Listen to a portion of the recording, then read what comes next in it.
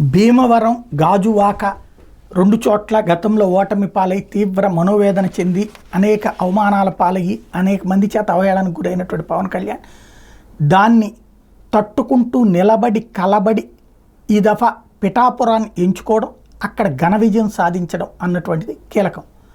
రెండవ అతిపెద్ద మెజార్టీ సాధించినటువంటి టాప్ 5లో నిలబడినటువంటి పరిస్థితి.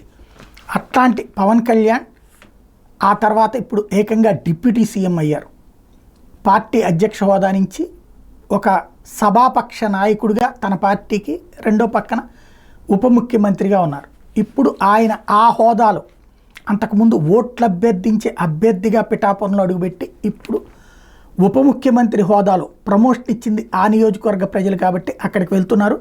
ఉప ముఖ్యమంత్రి పవన్ కళ్యాణ్ జూలై 1 నుంచి తాను ఎమ్మెల్యే గెలుపొందిన పిఠాపురం నియోజకవర్గం పర్యటించబోతున్నారు. అదే రోజు సాయంత్రం పిఠాపురంలో వారాహి సభ నిర్వహిస్తారు. తనను గెలిపించిన ప్రజలకు కృతజ్ఞతలు తెలియజేస్తారు. 3 రోజుల పాటు పిఠాపురం, ఉమ్మడి తూర్పుగోదావరి జిల్లాలో వివిధ కార్యక్రమాలు పాల్గొంటారు. అధికారులతో నియోజకవర్గ అభివృద్ధి కార్యక్రమాల మీద సమీక్షిస్తారు.